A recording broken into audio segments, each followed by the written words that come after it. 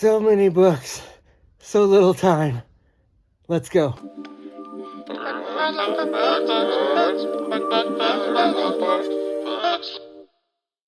Hey guys, welcome back to Literature in Robes for part 2 of what I'm reading. This is going to wrap up all the books that I have, but inevitably I do end up getting a lot more books each time I go out. So maybe I'll start doing book hauls or something like that. It seems to be a BookTube thing to inform your audience about what it is you're about to read and whatnot. So without further ado, though, I'll get into this, what I'm reading, part 2. And then I'll check in with you guys after you've seen the lot of it. Just one addition that didn't make it into the video. Whoop. Lord of the Rings. I got this beautiful edition recently. It's wonderful. I'm a happy camper. All right, well, let's get this thing going. So I did mention that I do read some books that are nonfiction. Frederick Douglass, Jefferson, the David McCullough series, or the 2 books that he's written. Good history. It's really important to know what was going through the minds of the scholars at the time. The David McCullough books are very great for historical perspective, primary sources, straight from the libraries of Congress, all that information, letters written back and forth, kind of the state of affairs. Pretty amazing stuff. I got this so that I could get into, well, I love Neil Gaiman, but I could get into some other types of reads. Tom Segura, I don't know, he seems to be kind of contentious these days with some of his comedy. I've always enjoyed him, so, but that's his book. I will probably eventually read it when I need something funny. Xixin Liu's collection of short stories. This is kind of neat. Calvin and Hobbes, 10th anniversary collection. This is great. I don't know. It's too bad Bill Watterson has moved on, but he's done a lot of other things too. And then Dave Grohl, Storyteller, from the first one I mentioned. I'd read that. I read The Revolutionary. Samuel Adams was pretty revolutionary guy. I not to be redundant. You're a goddamn genius! He was very liberal. I haven't read this one yet. He's basically the father of the Constitution, helped to write a majority of it. A little bit of history there. America's first politician, they say. So I have Ernest Hemingway's The Old Man and the Sea. Try to get that. 1984, George Orwell, his Animal Farm, both very incredible books. Second read through that book was even better. And the context for today, that still seems pretty relevant. James Baldwin is one of my favorite black authors. An excellent writer. He writes screenplays and like Broadway shows, musicals. I think he's been involved in playwriting. And then another philosophical leader. There's Dawkins, there's Sam Harris, there is Christopher Hitchens, and one other, but that's that. I don't know, short little books, perspectives, I like it. But yeah, these George Orwell books, amazing reads. I've got a small section here that are books in my living room. I've read pretty much all of these. Rebecca Roanhorse's Black Sun was really good. This is another series of her that's probably more YA. I know she's written for Star Wars before, and these are kind of her own series. She does have a third one in this series, I think the end of this trilogy. It will be in April, I think. I've already ordered it, so maybe June when the third book comes out. So here's Evan Winter's Fires of Vengeance and Rage of Dragons.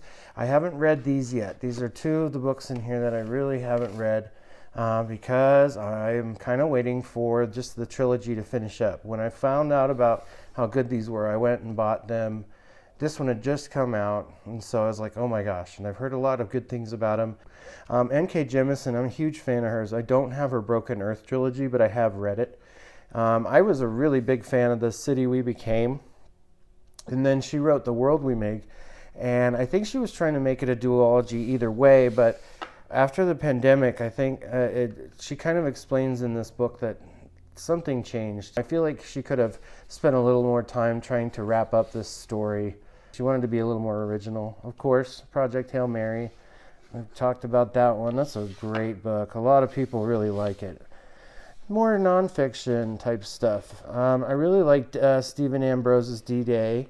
A lot of that stuff is in the Band of Brothers books, and anything that you've seen produced by Tom Hanks has probably been written by Stephen Ambrose. Michael Palin from Monty Python has written a book called The Erebus, and he did research on this. A lot of people are trying to find a way to go up and over or across the top half of the world. Back then it was probably not a feasible idea, although today you could probably do it a lot easier. My brain hurts! 3 Body Problem. These are my darlings. I love Cixin Liu. I had that short story collection in the other room, and I have this one as well as a short story collection, The Wandering Earth, and I believe it is there's a show or something on Netflix. So that's just a short story collection right up Cixin Liu's alley. He likes to delve in far future and near future type of stories with a Chinese point of view, which is great because reading about Chinese points of view kind of teaches you about the collectivistic mindset, the service towards your fellow man and family instead of for yourself. Anyway, this is a great, fun, well-known book by anybody who enjoys the English language. Kingsley Amis has got some really neat little thought busters in there. The Earth Abides, George R. Stewart. This was written back in the 40s, but boy, is it really, really well conceived and well written. It's a good story. Ginger Kid, Steve Hofstetter, he's famous on the internet for heckler YouTube videos. Steve Hofstetter has a lot of videos where he'll have hecklers at comedy shows, and basically he's a very intelligent man who throws a bunch of people's logic back in their face, and you know, it's hard to fight logic. But humans aren't often logical. We're very emotional creatures. Logical. That's my little George R. Martin collection, all in one little case. It's kind of nice. It's a little mini leather-bound book collection. Then we have the standalone collections of Joe Abercrombie. I have the series in the first one, but Best Served Cold, The Heroes in Red Country. 2 of my favorite standalone fantasy novels of all time. I did a review on this for one of my last book reviews. I have continued on and read more and more and more. Book 4, I'm currently on book 5, Nemesis Games. I will be making a review shortly. Now that I'm almost to the halfway point of this, I might take a break and read something else, and then pick it up again, reading 6, 7, 8, 9, and then this is their short story collection, Memories Legion. It just goes back and fills in a bunch of the stories that you hear about when you read these. A thing to notice with these, they're all Orbit, but has the title, author's name. And then they decide at book 4 through 9 or 10, just to put the author's name here and then the little title there. It I wish they didn't do that. That looks so much better to me than that, but oh well. Yes, I'm sure you noticed I have some Terry Pratchett. I haven't started Discworld, but I have book 1 and 2 of when he first wrote book 1, the first book in Discworld, the second book he wrote according to publication date. This one is a really popular one, Guards. I thought if none of this made sense, to me at least at first, and I hear that it is kind of awkward and weird to just dive into these, go ahead and read like certain others in the series that would help you enjoy it and get into the world a little bit more. That might make them a little easier to digest. Blake Crouch, I do have this Wayward Pines trilogy. I have Dark Matter, which I read in like a day and a half. They are not kidding. It's a really quick read. I hear they're going to make a series with Ryan Reynolds in it. Should be interesting. I think he's going to be the main character. Upgrade, they've made a movie about this one already as well. Genetic enhancements that kind of make you do cool things. Very interesting read. Blake Crouch gets into some cool sci-fi kind of gimmicky stuff. I read Memory, Sorrow, and Thorn by Tad Williams, and then I promptly picked up Otherland right afterward and just gobbled those books up as hardbacks, as paperbacks, and then in the end I just tore those books apart, and they were just so good to me that I wanted all 4 of the Tad Williams collection in hardback. This is a first edition hardback. It came out right after I finished the first 3 books on paperback back in the 90s when he was still writing these. So there's the first edition. It looks a little rough. It's not perfect, but it is a first edition. I'm kind of proud of that. Here's John Gwynne. Kind of a controversial take on his stuff. I did not like his Malice series, the Faithful in the Fallen series. Something about John Gwynne's first, and granted it was his first 4 books, his first entry. He did really well. I think the story was pretty straightforward. Every battle scene, he would always bring up the blood and the sinew and the bone is tearing away and blood splattering and the sinew and the bone and the muscle. But after a while, I was like, okay, this is how you always describe the same stuff in a battle. There's nothing different between fight to fight. Like, oh my God, these good guys never die. I'm a man who can never die. Nothing bad ever happens to the good side, and of course the people on the bad side are always getting their hugs and kisses. Of course, The Hobbit. This is one of my first reviews, not on the channel, but I did a review on it. It was a lovely book given to me by my son-in-law, and I just absolutely love it. Now I want to get the Lord of Rings trilogy in a matching set. There's a really nice one out there that I want, and hopefully I will get one of these days. James Clavell's Shogun. They're about to make come out with a Shogun miniseries on FX. Looks very good. It should be an improvement from the old 1980s miniseries that came out. But I have the first 3. I've already read these, but these books are just so very nice. I really like the covers, the quality. It's got a nice smooth paperback jacket. Taipan is a great follow-up, and Gaijin, and basically it's the Western world is meeting the Eastern world for the first time. I may get the last 3 books in the saga, I'm not sure. King Rat was an okay novel. Noble House was pretty good, and then Whirlwind is the last one, which it takes place in 1970s. Moving on. Jade City, I've read these 3. I loved it. Fonda Lee is a really great action writer. She wrote an amazing story about a family that uses this jade as a source for magic and power. It was a really cool magic system. I wish I had these in hardback just like this one, but what do you do? And then I just recently picked up this one, which is The Jade Setter of John Loon. I'm probably going to read that after I finish book 5 of the Expanse series, Nemesis games, before I pick up Babylon's Ashes, book 6. So I think I may take some reading in between. We've got Brandon Sanderson, Way of Kings. I have the rest of the collection.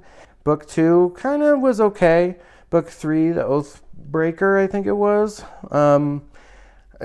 Sloggy. And book 4, Rhythm of War, is sloggy too. But I thought each of these books, sometimes they pick up in the action, and then I'm not very impressed with Sanderson. I'm not fanboying at all with him, where like 90% of booktubers just love the heck out of Brandon Sanderson. I'm sorry. I like this one, this first entry, The Way of Kings. I thought the concepts, the world was immensely fascinating. The magic system and all of that was really something I felt like I could get my teeth into. But every subsequent book after this one has just feels like it's going downhill for me. And I'll probably read the 5th one that's coming out next year. You are not a man! But I don't know if I'll read past that. I mean, if I can't get an excited feeling from reading those books, I'm just going to drop Sanderson altogether. Controversial, I know. You pompous, stuck-up, snot-nosed, English giant twerp scumbag. There are so many people that love him, and I get it. He's got a lot of great ideas for world building in his books, but he is... Yikes. I don't know. From what I've read, it just doesn't really make me excited to read him. So, I don't know. Maybe that's me, but anyway. Maybe. Maybe not. Maybe fuck yourself. This is Ministry of the Future Kim Stanley Robinson writes a lot of hard sci-fi, like based in like actual real science. A lot of his concepts.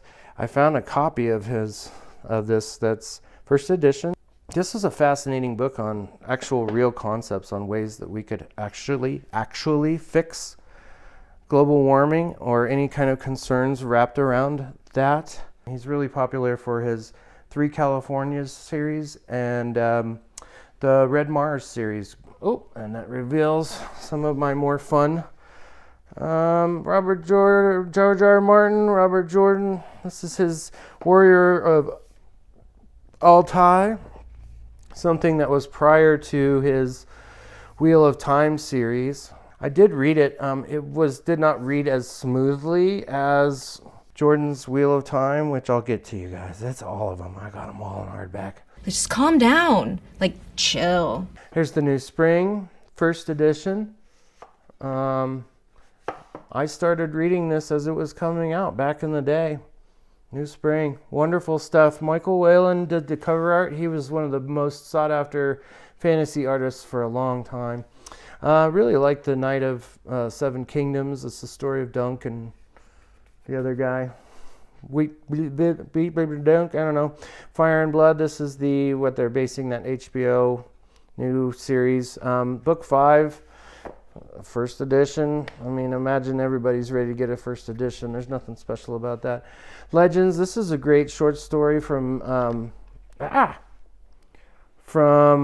at the time the best and most famous authors that were writing fantasy at the time. Gosh, this is going to be a long one again, boys and girls. That's what she said. The Will of the Many. I've heard this is a pretty darn good book. It's first person, and I haven't read any of James Islington's books at all yet. But because he's got a few out there, but I heard this was a really good one. So it looks like kind of a Greek-Roman fantasy, something like that. Book That Wouldn't Burn. The second book is coming out in April this year. I cannot wait to read that. I really enjoyed this. Something about libraries and magic and labyrinthian settings and worlds and time travel, all kinds of stuff. It's pretty wild. Patrick Rothfuss, also suffering from the haven't finished the series syndrome. He's still trying as far as I know, and there's a lot of controversy around Patrick Rothfuss. He did just put out this short story book. I do also have the regard for slow. It's the third one. Maybe I'll put the title up. What are you saying? I say you'll flip you. Liza Locke Lamora. A lot of people have highly recommended this series. I have all 3. I hear there's a 4th one that Scott Lynch is buying. Cool if he does get it. I haven't read them yet, but I've heard good things about this. I've heard this is an amazing book. Quicksilver, Neil Stevenson. He's got some other ones, Snow Crash, and a few other books that are pretty popular out there. I thought I would get into that. This one is another big beefy one with really small letters. So I'm going to have to be really committed to get into that. And I guess there's a trilogy. It's kind of historical fiction as well, with I think a dash of fantasy in there.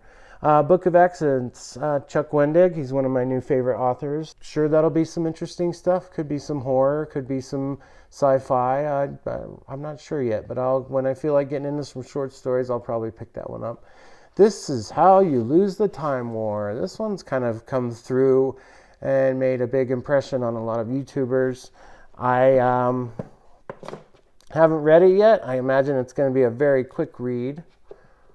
But once I do, I'll do a review on it. I've heard it's pretty good. I don't know if you guys are seeing a trend here, but I have a lot of, another of the 4 Horsemen of the Apocalypse. Oh my gosh, scary words, just really smart people. Have rational arguments. That's all there is. You don't have to believe in these books, but I do like to add perspective into my reading and my life. And I'd like to know about things to see whether I agree on them or not. So you should be able to believe in whatever you want, even the Tao or the Kurt Cobain journals, or you could even believe in The Hitchhiker's Guide to the Galaxy. I have all 5 of those. I've read only the first 2. I will get into 3. These are some great book busters. I like to read those in between really big fat books. And it's a really no-brainer kind of read, but it's also very funny. I like Douglas Adams' funny writing. Did my first book review on this lovely little gem. Still love it. Kind of gets a special spot on my bookshelf, just because it was my first book review. And to the final.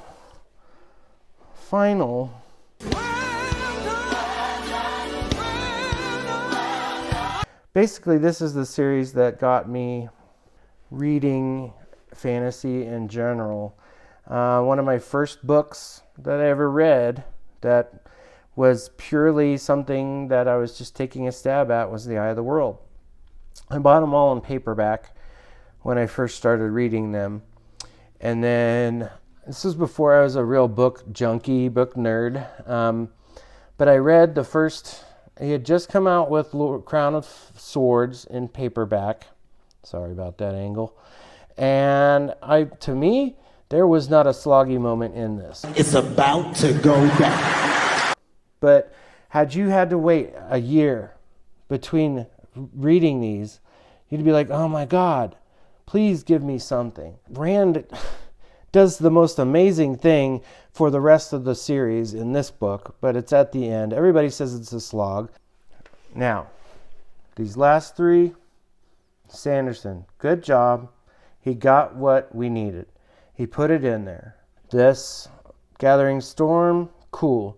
I still felt like Sanderson's writing style was creeping in and kind of painting over the same brush over the characters that, to me, from Jordan's writing, the voice by the time Jordan passed away, the voice was impeccable for each character that he put in there. No, I love you, Sanderson. Thank you for at least finishing this. But man, again, you had a massive undertaking to finish this. But man, I just felt like you were getting too cozy with your Stormlight people, getting them mixed in with the Wheel of Time people. So much needed to happen. So, I don't know. This is epic.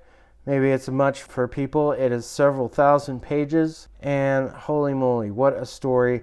From beginning to end, it wraps up so nicely. So, Robert Jordan, you will always and always, always have a spot in my heart as an author, because without reading these books, I wouldn't have taken upon myself to read any of these books. But the fact that this fantasy was so good, so much better than Lord of the Rings in my mind, and so much bigger than a lot of other books. Oh yeah, and I have this guy. It's got background. These are all Jordan's notes. The whole team got together and went through all of Jordan's stuff and basically put it all into this. I'm so glad that we had that though, but it's got some neat reference material in there. Nothing that you could just sit down and read through everything, but if you ever were curious about something you read in there, that's got a little more detail in it. Some stuff that came from the notebooks of Robert Jordan. So, I don't know, just really neat. Well, guys, that concludes the book tour. I hope you guys enjoy kind of what I have here, or see some things that you've enjoyed over your reading experience. I appreciate you watching. I appreciate the time you put in to come and join me for these book reviews. Stay tuned for what's coming up next. There's going to be a lot. So, hope you all have a great day, and remember...